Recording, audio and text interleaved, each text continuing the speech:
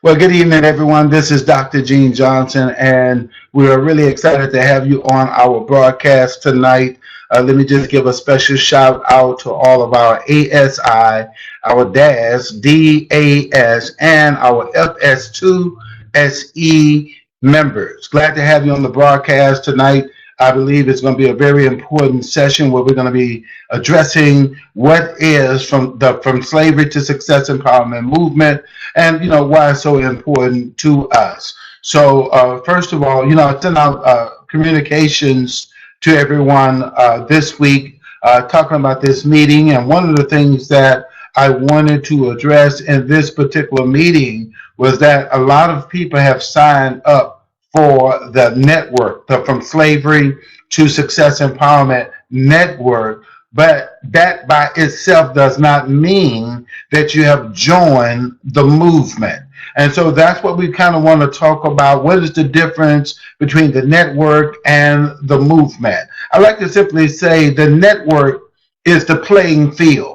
It provides us with the environment where we can communicate and share our visions, our goals, the things that we are doing, the things that are working, the things that are designed to help us connect with one another. But by itself, it means absolutely nothing.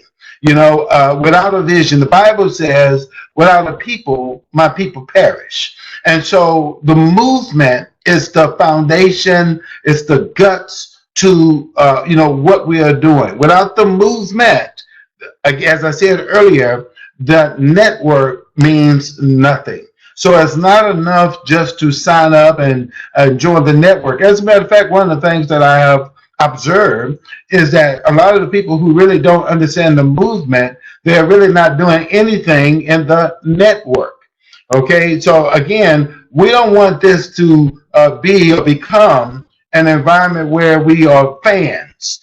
Fans, when you go to the game, they cheer, okay, and they celebrate and all those things. But there's a totally different level when you are a player. And that's what the From Slavery to Success Empowerment movement is really designed to do, is to create an atmosphere, an environment where we can be players and no longer just fans looking to see what everybody else is doing and what they are accomplishing, but we can have our own playing field and get involved in the game. So tonight what I wanted to do was I wanted to spend a little more time in talking about and sharing what is the Success Empowerment movement and why is it so important to what we are doing. So that's what we're going to do. So again, right here, like I said, it talks about what it is. Now, this is our Success Empowerment Training Night.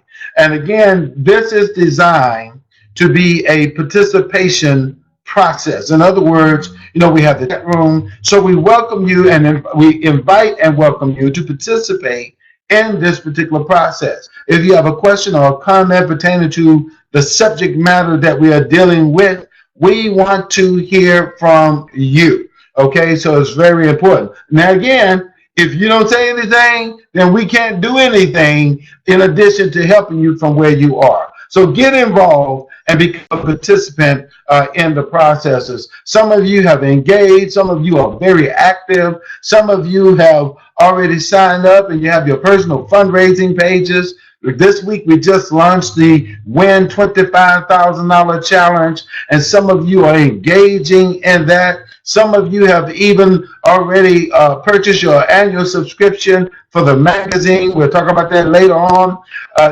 So again, you have to determine, am I going to be a spectator, a fan, or am I going to be a player? Now, let me do this right up front, because sometimes I could be misunderstood. I'm a very direct person. I really believe in what I'm doing. I really believe in what God has entrusted to us. And so I go after it with both barrels. Number one, my job is to get more out of you than what you may think and believe you have in you. Okay, very important. That's my job. Okay, my job is to help you experience a totally different level of success. Now, with me, it's never personal. Now, I may step on some of your sacred cows, your pet peeves, all those things that you're used to, but it's not personal. My job, the only thing that I'm interested in is you being able to experience a totally different level of success. So I'm going to ask you to allow me or to give me permission to speak into your life from that perspective. Is that okay? Okay, wonderful. Now, if you don't want correction, if you don't want direction, then maybe the From Slavery to Success Empowerment movement is not for you. Okay? Does that mean I know it all? Absolutely not. None of us have all of the answers. But one thing that I do know, I know my assignment, I know my part. And if you would just trust me, okay, and most importantly, trust God, okay, and do what he tells you to do, you're going to be amazed at the outcome that you're going to be able to experience. One of the things that we are confronting with like some of the other organizations like ASI and DAS, those are important organizations, and they bring what I call the history piece. They have really done an excellent job of creating this environment to help us understand why we are where we are and what has brought us to this point in time. So the history piece is important because it has been said that those who do not know their history are bound to repeat it. Okay, and that's what we don't want to do. But another thing we don't want to do is we don't want to allow ourselves to get stuck in our history.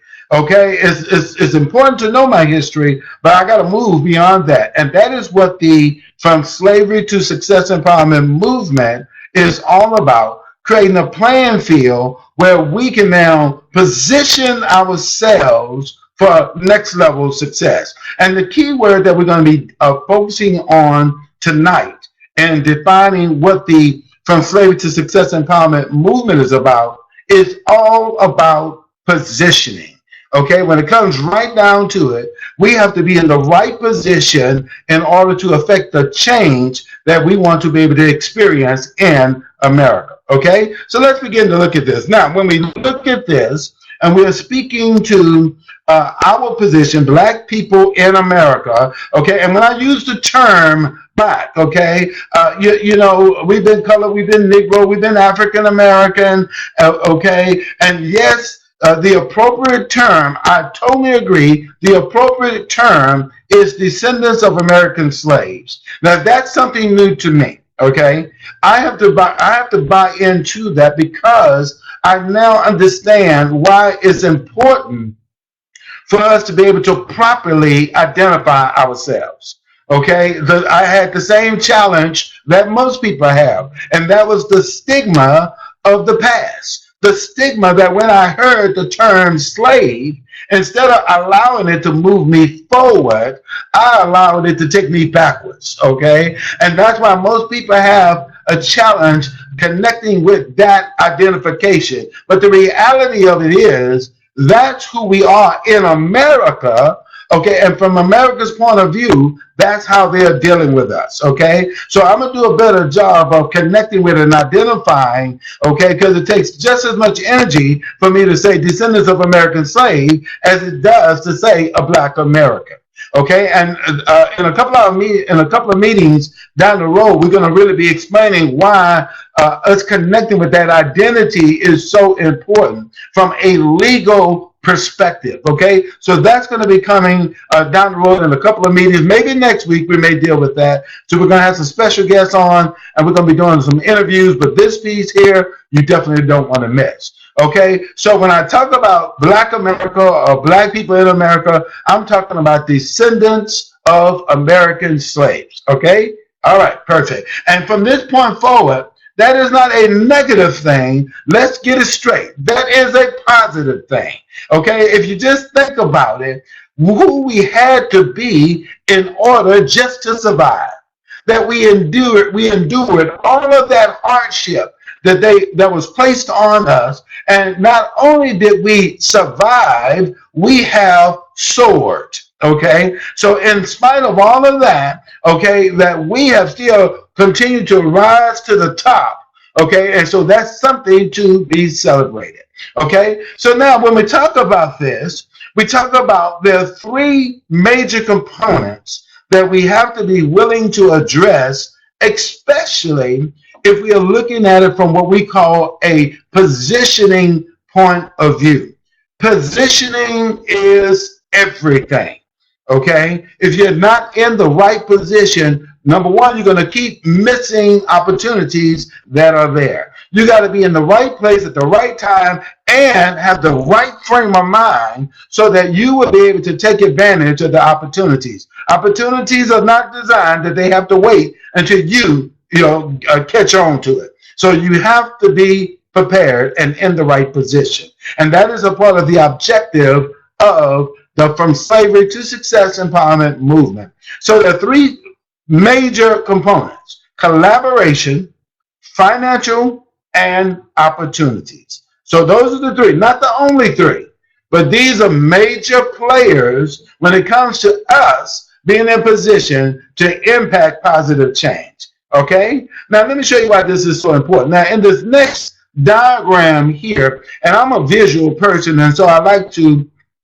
not only just provide you with words, but words that lead to perception. I want to be able to get as many of your senses involved in the process. Some folks are auditory, they're just hearing it is good enough. Some folks are visual. And so we want to allow or provide as many resources and tools that are available to help you be able to see so that you will be able to affect positive change. So here, when we look at this particular diagram here, what we see is here, oh, and also one of the things I did not see, let me digress, let me go back here for a little bit. Now this circle here, as I use it tonight in this illustration, it represents our community as a whole, okay? It represents who we are, where we are, and how we are.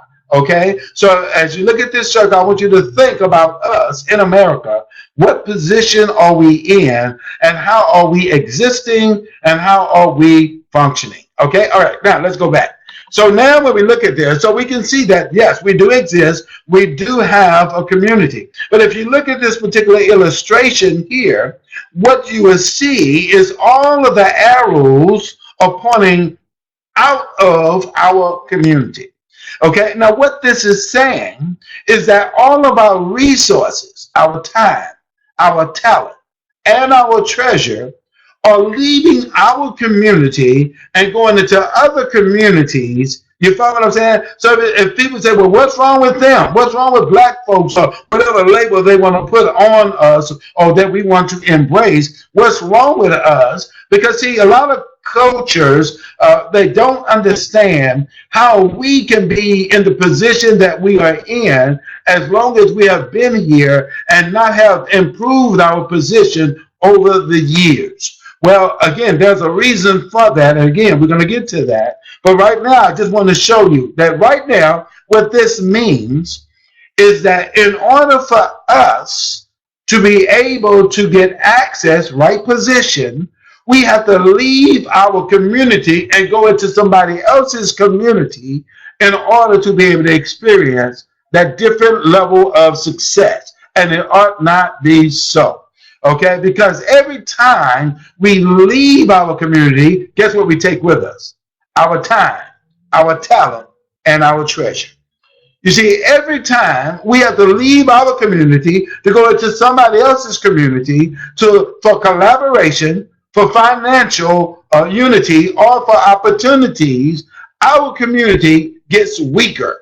We weaken our own position and we strengthen the other folks' communities. Now again, I'm not anti anyone else, but I am pro us.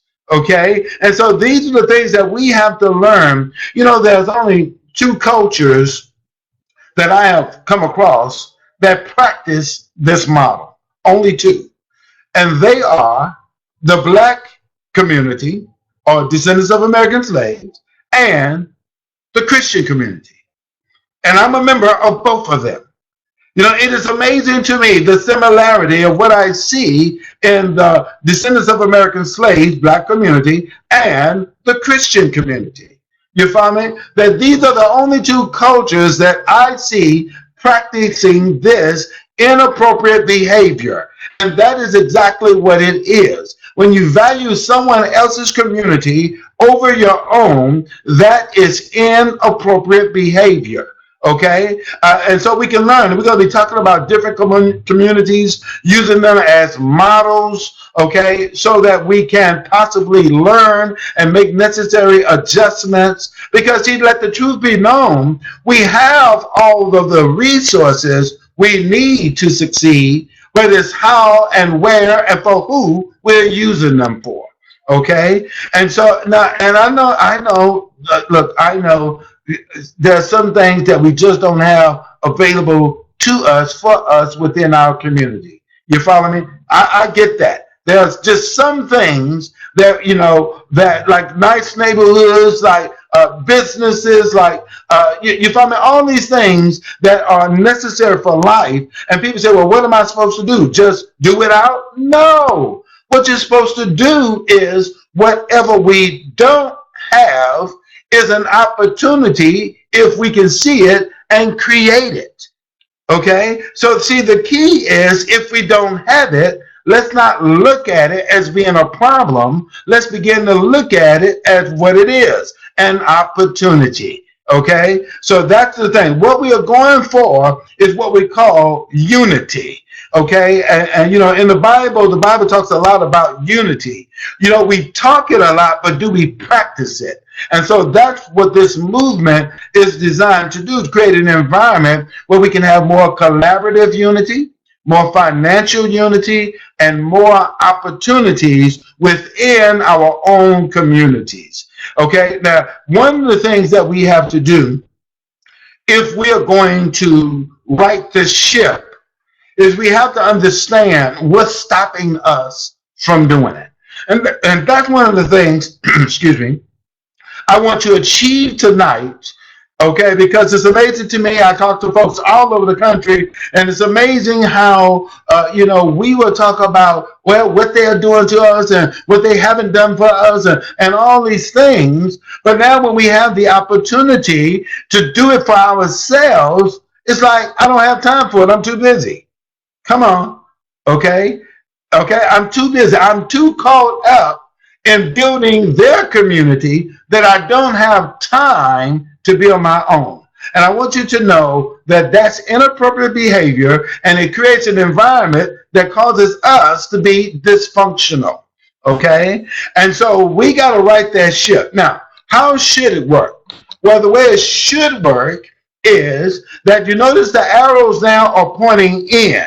No longer are they pointing out of our community, they're pointing in to our community. And what that means is, when we create the right environment through collaborative unity, through financial unity, and through creating more opportunities within our community, we no longer will have to leave our community. They will start coming to our communities. And when they come to our communities, guess what they're going to bring with them? They're going to bring their time. They're going to bring their talents. And they're going to bring their treasures. Okay? Now, this is really important. So this is what the From Slavery to Success Empowerment movement is designed to do, is to create this environment, this playing field, where we can be in the right position to affect positive change. Okay? Now, before I go any further, let's look at one other thing. So another thing that's stopping us from functioning in this unity is, if you notice right now, in the solution, you can't see the point of every arrow. See, the point of every arrow, that's an individual who has a dream, a vision, and or an idea. You follow me? But you can't see that, okay? But if you go back to the problem one, you can see the points of every arrow. Now, the reason why I use this illustration is because the point of every arrow represents every individual with a dream, a vision, and or an idea, but they're so busy trying to be the big man, the big shot. You follow me? See, this is one of the tools the enemy uses to keep us out of position. You know, it has been said that it is amazing what can be accomplished if you're not concerned about who gets the credit. Okay? And this is nothing new. That's why we got to know our history. You know, it is our history that from slavery, one of the key tools that they used was designed to pit us against one another. And that thing is still working today. You follow me? We're so busy trying to be bigger than each other instead of us coming together, celebrating one another. You follow me? I don't have to play you down for me to be me. I can celebrate you. I can appreciate you. I can support you. You follow me? It works in my favor. It doesn't work against me.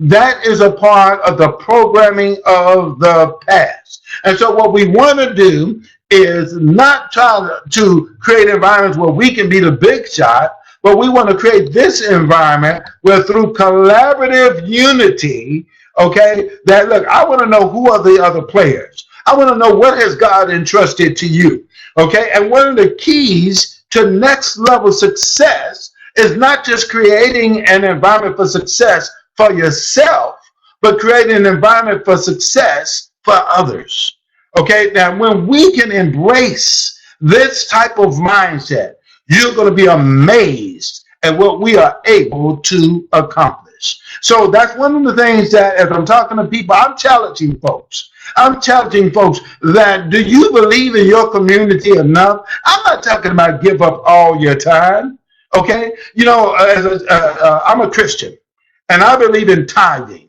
Okay, and tithing is where you give a certain percentage. Now, this is me. If you don't believe in that, that's fine. Don't throw no rocks at me. It's working for me. Okay, and I'm not giving my money to no preacher. Okay, I give my money to God. Okay, I trust God.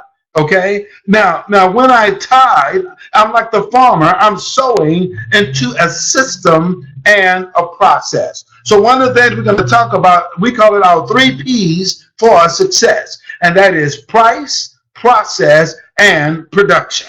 Okay, if you want to succeed in life on a continuous basis, you're going to have to properly address the 3 P's: price, process, and production. Their requirement. And here's the dirty little secret: whether you do or don't, you still got to deal with all 3.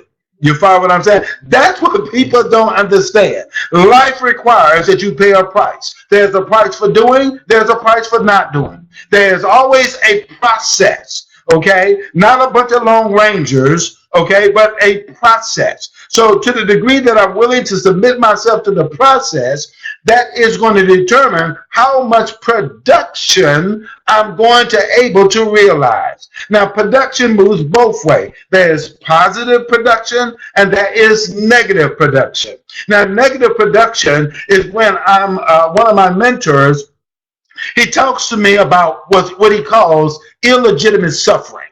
You follow me? Now, the Bible says, with prosperity come persecution. I don't have a problem with persecution, but I don't want persecution without the prosperity. So if I'm going to go through this, I want to make sure that I get the right results at the end of this. Okay? So what we want to learn is how to appropriate the 3 P's of success, which is price, process, and production. And so that's what we're talking about, and that is one of the main goals of From Slavery to Success Empowerment Movement, is creating an environment where we can have more throughput, okay, pay the price, follow the processes, so we can get the positive production that we are looking for. Okay, I hope you got that. Okay, now let's talk about a little bit, and this is going to help us understand why the 3 P's are so important. Okay, let's talk about why we are not already there. And this is what the other cultures and communities, they don't understand. You know, they come here from other countries and things like that, and a lot of them, they come from some tough countries, you know, that they had some tough situations, and they don't understand why is it that we have not been able to make the adjustments as a whole. Yes, some people have made it on the individual basis, but as a collective, as a people, why is it more of us have not been able to make those adjustments? Well, here's the answer. Even though they may have come from some tough countries, there is some programming that we have to deal with that they don't. You follow what I'm saying? See, whatever the negativity was in the country that they left it in that country. And that's why they see America as the land of opportunity. And it is the land of opportunity, but we all don't have the same start point. You follow what I'm saying? And this is major, all right? Now, in the three P's, in the things that come to stop us from being able to experience this totally different level of success, okay, is what I call the source of the problem. Now, the source of the problem, we define it as what we call the three gates of hell, okay, the three gates of hell. All right, now, in these three gates of hell, there are three major components, okay, and they are religion, racism, and tradition. Okay, now these are things that we have to deal with. Let me just explain it, because I don't want you to get it twisted. Now, when I'm talking about religion, I'm not talking about your personal relationship with God. Okay, that's very important. I am not anti-church. I am a minister of the gospel. Okay, been a minister since 1991. Okay, when I was called to ministry. Okay, so religion is not what God has said. Religion is what man has decided to do with what God has said. Okay, and so religion creates an environment, okay, not that supports vision, but it encourages division. You see here? See, this is the strategy. You have vision on one side and you have division on the other side. And what we've been guilty of relying on and operating through systems that create and encourage division instead of promoting vision. So one is religion, okay? Another one is racism, okay? Now, racism is very real. Okay, young people today, they really don't understand, and that's why, with the unrest and the police officers shooting the black folks, and people getting away with it and not being held accountable, and they're not understanding. Okay, well, hey, look, this is nothing new for us. We understand that.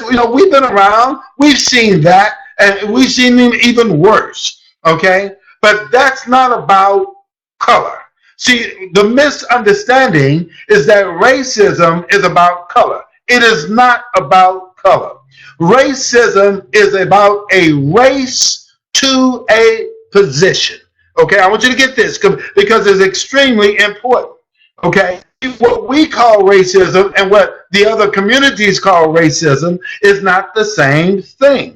We think it's, they don't like me because I'm black. No. It's that they want to keep you in a certain position, especially economically speaking, so that they can continue to take advantage of you, only because it's not that they don't like you, but that's their programming also. You follow what I'm saying? So racism, it is a race for a position. I'm talking about running a race, okay? So what they want to do is they want to create an environment that keep us subservient to them, okay? That's what racism is all about, all right? It's very simple, okay? So it's not about the color of your skin. It's about how can I keep them coming to my communities, buying my goods and products, coming to my job, working and building my companies and things of that nature. That's what it's all about. And that is why they don't promote more of us into those positions of leadership. Oh, yes, there are a few, because you got to have a few, okay, so that they can keep saying, well, look, they did it, why can't you? Well, the reason why more of us can't do it because the system is not designed to have all of us doing it. It is just that simple. So we got to get the right definition of what is racism. It is a race for a position, okay? And in America, that position is always about economics, okay? So we got to get that. And then the last enemy that we have to be aware of is tradition. This is a biggie. The Bible says, the traditions of man make the word of no effect. Okay? And what it's simply saying is that you can allow yourself to become so preoccupied with your positioning, your tradition, your positioning. Your tradition will impact your position. So let me say it that way. Okay? Now, what am I talking about when I talk about traditions? You see, this is why organizations like ASI, Descendants of American Slave, and others, okay, and we have a lot of good organizations all over the country, but we don't have enough collaborative unity. Okay, this is why when they bring us the history piece, they're not just trying to dig up the past for the purpose of digging up the past. That's not what that's about. It's about understanding what's game plan they're running against you. You follow what I'm saying? And so, see, you got to understand that we are the only culture. We did not come here willingly. Okay? Now, I'm not talking about, there are some African American immigrants, yes, African American immigrants. These are people who came from Africa because they wanted to, and they came to America. So they are immigrants. They immigrated here. Okay, we did not immigrate here. We were brought here on purpose for a purpose, and that purpose was slave labor. Okay, let's get real clear. Okay, and again, I'm not throwing rocks at nobody. It is what it is. Okay, I gotta understand that. So we were brought here for a purpose, and when we were brought here, in order for them to be able to achieve their objective of free slave labor, they had to take us through a rebirthing process. And that's what slavery was designed to do, to strip you of your culture, okay, because in your culture, you had positioning. Okay, I'm going to say it again. In your culture, you had positioning. Okay, and so that's why they had to strip you of your culture and give you a totally new identity. Okay, and what they did was they beat, okay, they persecuted, they forced that identity on us. Okay, this is real. Okay, and again, the reason why this is so important is because that programming is still running today.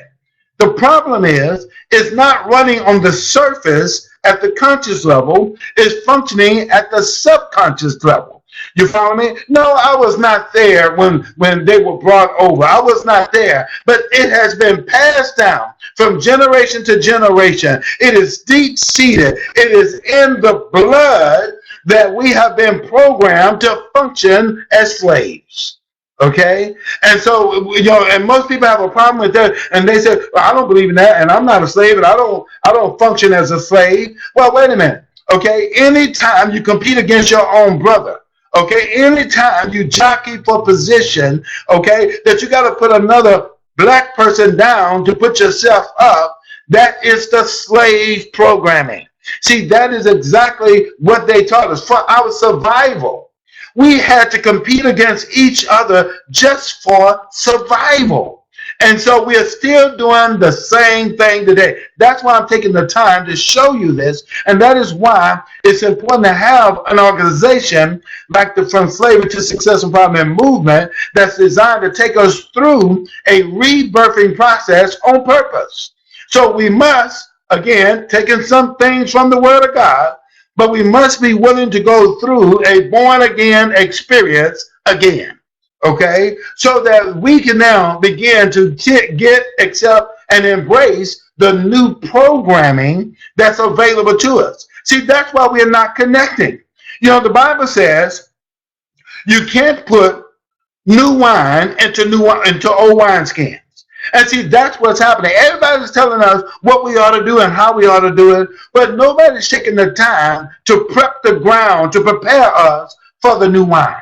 And so it is the old mindset that keeps coming up that's keeping us, whether it's religion, racism, or tradition, is keeping us from moving forward and being able to embrace this new information so we can begin to affect positive change. So see, that's just an overview. That's why this is so important. It's not enough for us just to sign up for the network.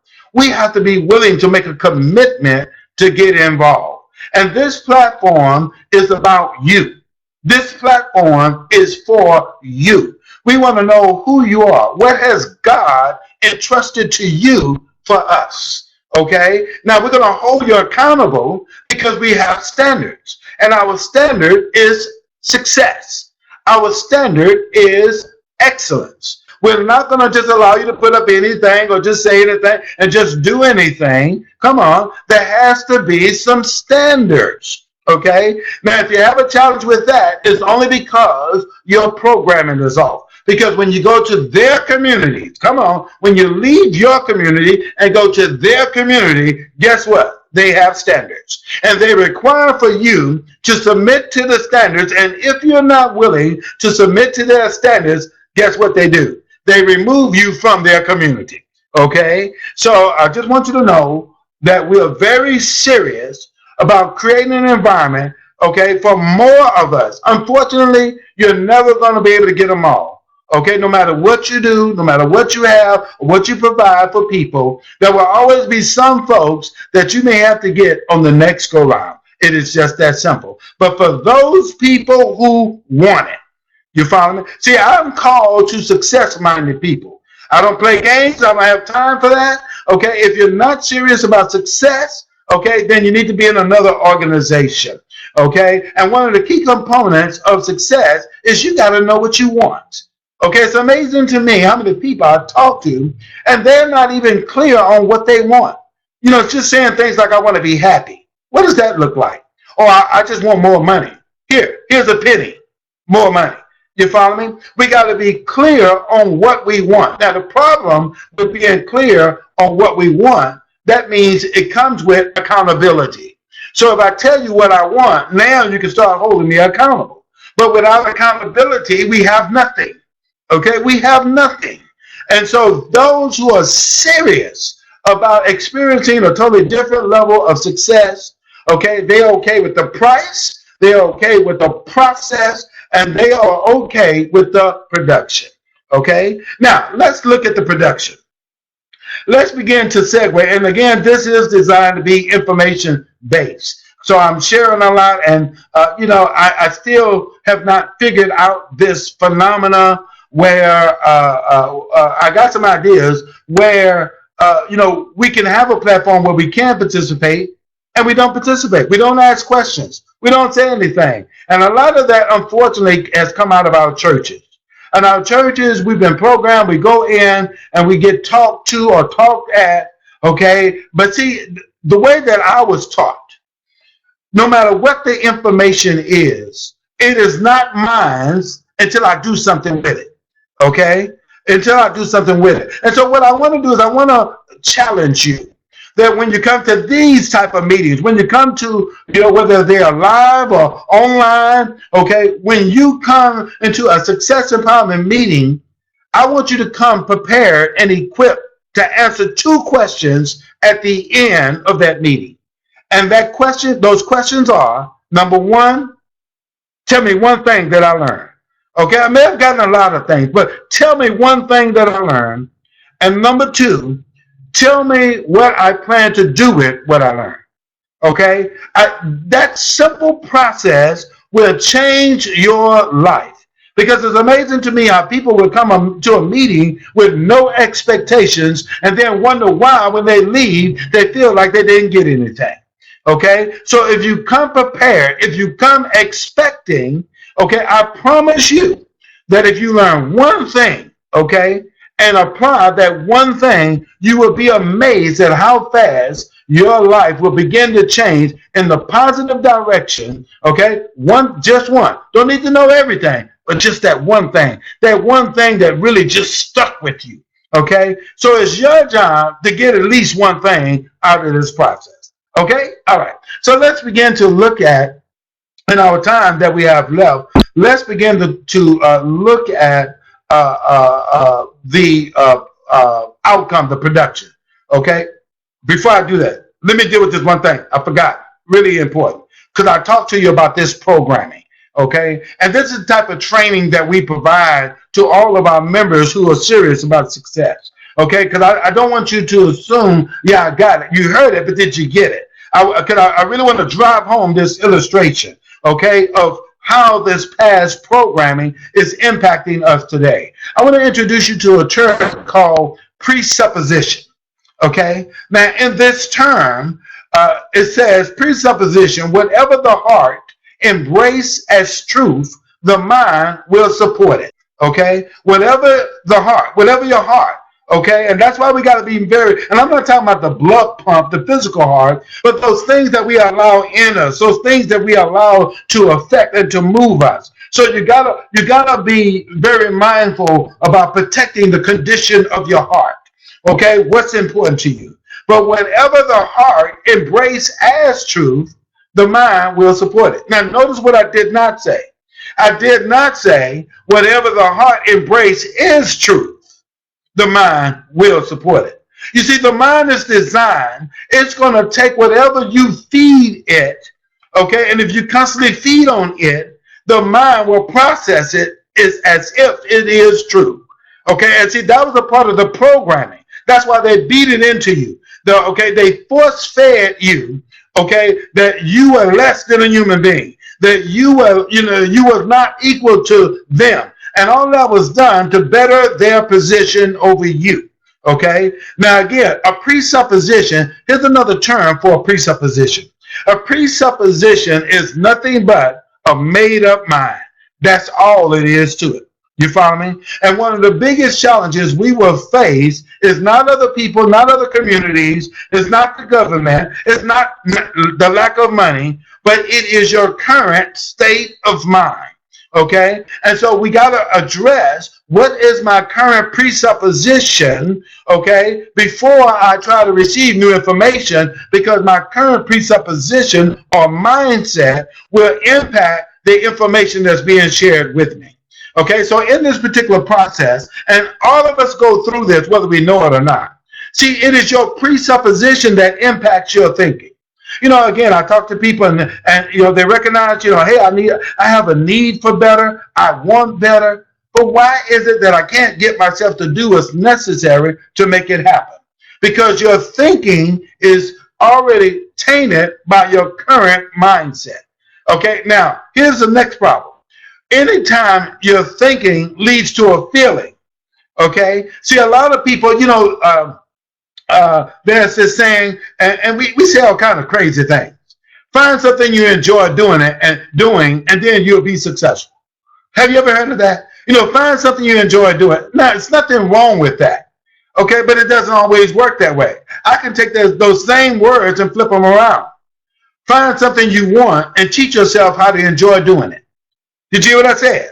See, in other words, the first model requires you to feel good about it before you take our action and do something about it. And that's one of the things that has been hurting us. We've been waiting to feel good about it. Hey, look, no matter what it is you're going after in life, there's going to always be some distasteful elements in it. You follow me? There's going to be some things that you just personally don't enjoy doing. It's just a part of it. So if I got to think my way to a feeling before I can take the action, okay, I'm going to miss it every time. But the problem with that is because it's going to impact your belief and your potential.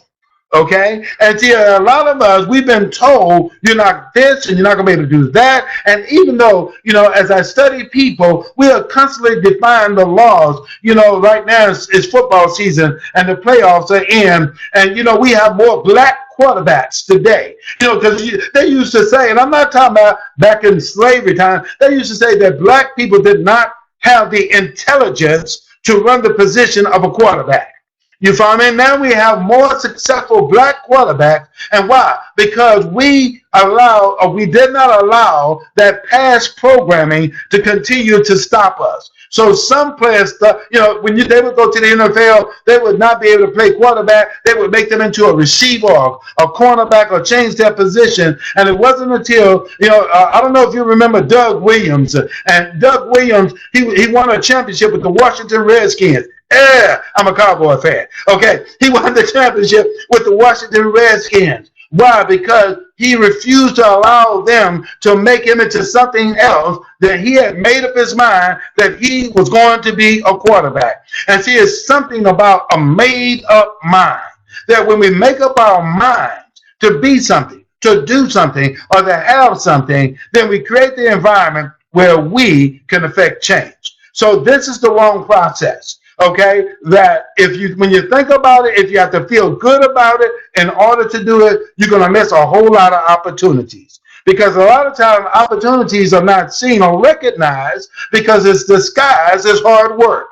Okay, and so a lot of times people miss opportunities because it's dressed up in a natural as an unfair advantage. Okay, and so you don't want to go from thinking to feeling, and then from the feeling to an action.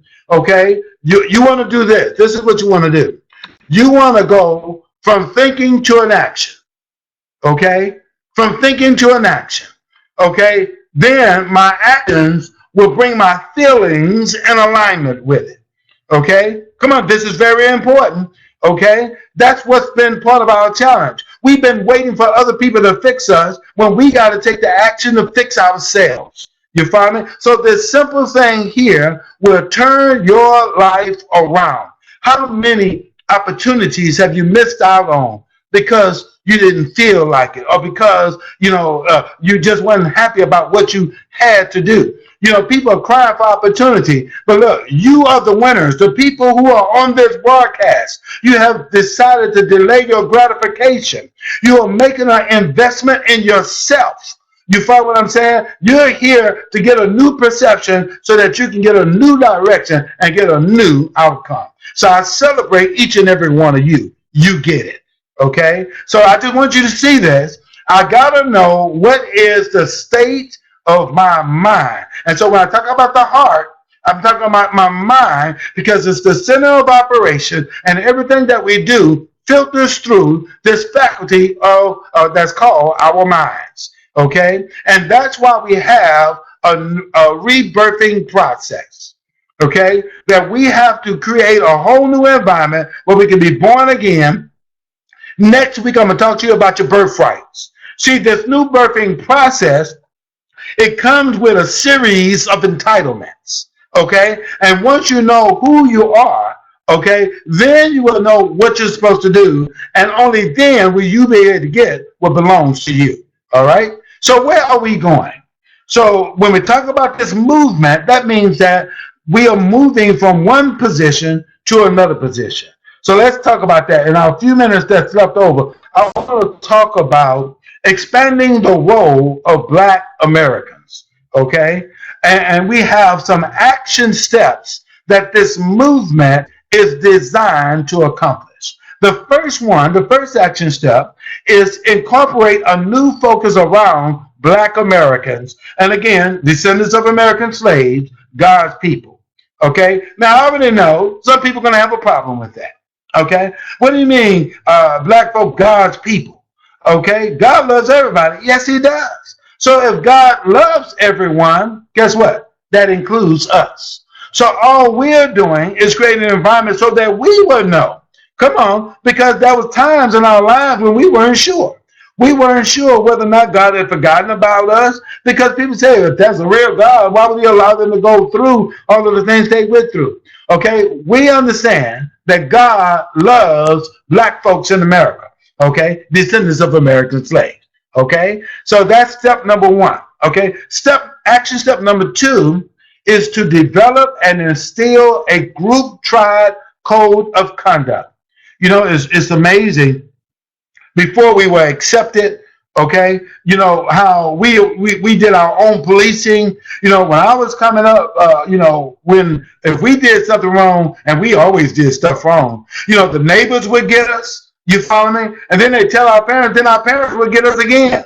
Now, we can't even talk to our kids. Young people curse in front of adults like it's nothing. No respect. Why? Because we have lost, okay, our group tribe code of conduct. So we have to re-embrace that. And that's why we talk about, we're not so busy focusing on the label, okay? We want to focus on the brand. So we have to instill that. When we don't work together, that is inappropriate behavior. When we put other communities and cultures before us, that is inappropriate behavior. You follow me? We got to call it like it is. You follow me? And it's amazing how, have you ever noticed if a black person is doing something, how the other culture would go and find another black person to say something against what they're doing? That's inappropriate behavior. Come on, we got to support one another. Action step number 3, and we do have action steps, but for sake of time, I'm going to send them to everyone. So everyone who registered and who's on this broadcast, I'm going to send you the all 10 of our action steps with the actual action step. So you're going to receive that. But action step number 3, build a Black American alliance across community borders and denominations. Okay, the church, whether we like it or not, agree with it or not, it plays a vital part, okay, in our experience. I am convinced that Black people are the most spiritual people on the planet, okay? And so we got to start creating environments and partnering with churches and getting them to partner with us so that we're not carved up and continue to be divided. Okay, and start holding them accountable in love, but holding them accountable because we're supposed to support churches, and those churches are supposed to support the people. Okay, that's how it works. Okay, action step number 4: teach Black people, teach Black Americans economic prosperity, and this is a biggie. Robert Kiyosaki. Okay, one of the things he talks about is financial literacy. Now, before I was called the ministry in 91, I sold securities and investments for over 22 years. Look, I know how money works, okay? See, money is allergic to needs. That's why if you notice the people who need it the most are always the ones who have the least amount of it. Money is attracted to people with dreams, visions, and ideas. Come on. See, if you have a shortage of money, it's only because you have a shortage of a dream, a vision, or an idea, or your dream is too small. Okay? And so you got to have a big vision in order to attract provision. Okay? And if you don't have one, get connected with somebody that does. Come on. You follow me? Because as it flows to and on them, guess what? It's going to hit you too. Okay, so this is very important. We have to create environments where we are training our people and teaching them economic prosperity. God is not anti-money. He is anti the love of money. And what that simply means is when you put money before him. Okay, very important. All right, action step number 5. Operate our Black American communities as an educational and instructional center. Okay, we're waiting for everybody else to educate our people. We need to start educating our people. Okay, if you study the other communities, my wife taught school for over 20 years, and she had all kinds of students. And it was amazing when some of the cultures, like the I have a tough one. That the Vietnam people would come in. They would come to the public school, but after they would leave that, they would go to their community schools because they did not want them to lose touch of their culture. And we have dropped the ball in preparing the next generation to carry the ball. So we got to come back now, and we can't be so preoccupied trying to make it for ourselves that we lose another generation. So we got to have opportunity. Yes, I know you're probably saying, yeah, but you can't tell them nothing, and they don't want to listen and all this and that. Well, okay, have you tried? Okay, if you create opportunity for them, they will come. Okay, and that's what we're looking to do with the From Slavery to Success Empowerment Movement. Number 6. Use Black American communities to attract and to hold wealth. That's right. Remember the diagram? All of the arrows going out of our community? We take our wealth into other communities. That's why they don't have decent shopping centers in our communities. But we can't even go to the movies any longer in our own community. And if we do, it's something shabby and run down. It ought not be so. So we have to now create investment programs where we can invest back into our community. That's right, invest back into our communities. You said, well, I've left my community. That's okay. You can still invest back into your community. Okay. Action step number 7, establish Black American-based lending programs and institutions. We have to really come to an understanding of what is a Black-owned bank. Okay. A Black-owned bank is not a bank that just has a Black president. We need to have lending institutions that has and supports the Black agenda. Okay, they understand the special circumstances of our communities, and they have lending programs and policies not designed to give bad loans, but they help us get our credit right, do the things that we need to do within our communities, and then support the entrepreneurs so they don't have to leave our communities. Okay, action step number 8, provide social and community services. We have to help our own people. There was a time when we would not let one another fail. If a person couldn't pay their rent, we would throw a rent party. Now what we do is we peep out the window to see if they're going to put anything out that we can get from them. That is inappropriate behavior. Okay? So we have to set up social systems. Okay? That's why we got to build something that's bigger than ourselves so we can help the people who may not be as fortunate as we are. That is what a community is supposed to do. Action step number 9. Establish a network of protective services and organizations. This is extremely important. We have to have legal teams, because as we begin to make a stand for ourselves and what's right, some folks are not going to like it. Okay, it is just that simple. Okay, some of people talk about OJ. Look, and to let the truth be known, nobody really knows whether he did it or not, but him. Come on, nobody really knows. Everybody has a theory, but they got so mad at OJ because he beat them at their own system. He could afford to have his own legal team, but the average person cannot afford that. And that's why we got to have legal systems to protect us, not just against crime, but also against economics, against, being provided for the inhumane treatment that Black folks have had in this country. We got to have the right protective services. And number 10, establish and control our own communication systems. This is a biggie. Okay, and that's why we formed the From Slavery to Success Empowerment Movement Network. We have a platform where we don't have to ask anybody else's permission, but we can dialogue and have a conversation and not be shut down by organizations. A lot of us, organizations like Facebook, LinkedIn, Twitter, okay, there's nothing wrong with it, but we rely on them too much because all they have to do is shut you down. And if you think that's not happening, okay, remember I told the story, remember when the young man got shot and the young lady did a live stream on it? Facebook shut it down. Okay, and so here we have our own systems where we don't have to ask anybody's permission to communicate our own message. Hey, look, that is what the empowerment, the From Slavery to Success Empowerment Movement is all about. Okay, as I say to people, it's not enough to join the network. You got to be willing to join the movement.